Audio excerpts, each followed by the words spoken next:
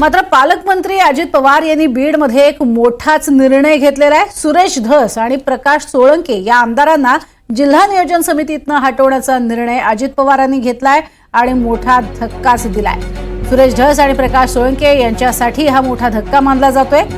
त्यांच्या जागी आता राष्ट्रवादीच्या कोट्यातनं आमदार विजयसिंह पंडित तर भाजपच्या कोट्यातनं आमदार नमिता मुंदडा यांची निवड करण्यात आली आहे। धस आणि सोळंके दोघेही धनंजय मुंडे यांच्या मंत्रिपदाच्या राजीनाम्याची मागणी करणारे होते आणि त्यामुळेच अजित पवारांनी या दोन्ही विरोधकांना धक्का दिल्याची चर्चा राजकीय वर्तुळात रंगली आहे। दरम्यान या निर्णयाचं महायुतीमध्ये काही पडसाद उमटतात का हे देखील पाहावं लागणार आहे। एकीकडे प्रकाश सोळंके हे आपल्याला माहिती आहेतच राष्ट्रवादीचे महत्त्वाचे नेते आणि अतिशय ज्येष्ठ नेते आहेत, जुने जाणते नेते म्हणून त्यांची ओळख आहे। तर सुरेश धस हे आता सध्या भाजपचे आमदार आहेत आणि ते गेल्या काही काळापासून वारंवार धनंजय मुंडेंविरोधात आरोप करतायत। आकाचा आका अशा स्वरूपात त्यांनी सुरुवातीला भाष्य केलं होतं आणि त्यावेळेला त्यांचा रोख नेमका कोणाकडे आहे हे त्यांनी स्पष्ट केलं नव्हतं। आता मात्र ते स्पष्टपणे धनंजय मुंडे यांचंही नाव घेत आहेत आणि राजीनाम्याची मागणी करतायत। त्यांनी केलेले जे पालकमंत्रीपदी असताना केलेले जे घोळ आहेत त्या संदर्भात खोटी बिलं जी लावली गेली त्यावरती सुद्धा त्यांनी प्रकाश झोत टाकण्याचा प्रयत्न केलाय आणि आता अजित पवारांनी धस आणि सोळंकेंना हा मोठाच धक्का दिलेला आहे। त्यामुळे सुरेश धस आणि प्रकाश सोळंके यांना समितीतून हटवलेलं आहे। त्यामुळे या समितीच्या बैठकीमध्ये हे दोघे जण उपस्थित असण्याचं काही कारणच नाहीये। मात्र वारंवार सुरेश धस किंवा प्रकाश सोळंके हे जुने जाणते नेते आहेत राष्ट्रवादी संदर्भात आणि राष्ट्रवादीच्या अगदी आतल्या गोटापर्यंत पोहोचणारे असे हे नेते।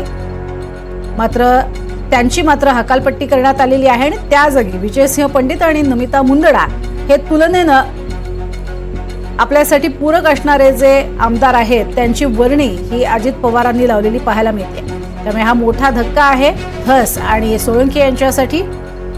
संदीप क्षीरसागर असतील, धस असतील आणि सोळंके यांनी वारंवार मागणी केलेली होती। धनंजय मुंडे यांच्याकडे अंगुली निर्देश वारंवार केलेला होता। मात्र त्यानंतर आता ही मोठी कारवाई अजित पवारांनी केलेली। अधिक माहिती घेऊयात, स्वानंद पाटील आमचे प्रतिनिधी आपल्या सोबत आहेत। स्वानंद, अजित पवार बीडचे पालकमंत्री म्हणून पहिल्यांदा बीडमध्ये दाखल झाले आहेत आणि एक मोठा धक्का दिला त्यांनी धस आणि सोळंकेंना।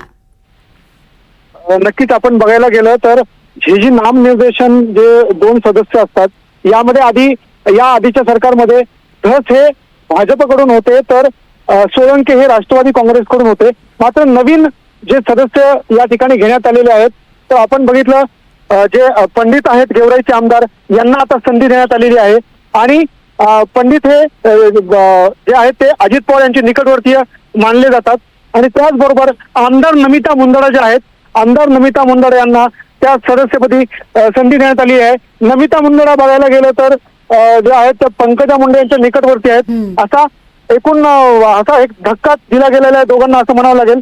आणि ज्या प्रकारे जे धस यांचं या प्रकरणात जे सगळं एकंदरीत आक्रमकपणा दिसून येतोय कदाचित त्याच अनुषंगाने धस त्यांना डावललं गेल्याची चर्चा जिल्हाभरात रंगली आहे। प्रज्ञा, नक्कीच। मात्र ज्या पद्धतीने हा धक्का दिलेला आहे त्यावरून अनेक प्रश्न उपस्थित होत आहेत की स्वतः अजित पवार या कृत्यामुळे पाठिंबा देत आहेत का मुंडे यांना आणि मुंडेंचा राजीनामा त्यांनाही स्वतःला नकोय आणि म्हणूनच अशा स्वरूपाचे येत्या काळामध्ये कोणतेही खटके उडू नयेत याची ते काळजी घेत आहेत का? अजित पवार आपण बघितलं तर सकाळपासूनच ज्यावेळेस पासून अजित पवार बीडमध्ये आले या सगळ्या प्रकरणाला अजित पवार अत्यंत कटाक्षाने सांगतात की कुठलेही हलगर्जीपणा मी या प्रकरणात खपून घेणार नाही, कुठलीही तक्रार माझ्याकडे आली नाही पाहिजे। विशेष म्हणजे खंडणी प्रकरण असेल किंवा कामासंदर्भात शासकीय कामासंदर्भात कुठलीही तक्रार माझ्यापर्यंत येऊ देऊ नका किंवा ती आलीच नाही पाहिजे असं त्यांचं कटाक्षाने सांगितलेलं आहे। आणि आता त्याच अनुषंगाने जर आपण बघितलं तर अजित पवारांनी हे जे दोन सदस्य हे यांना संधी दिल्याचं बोललं जात आहे। कारण तसं बघायला गेलं तर पंडित आणि हे जे आहेत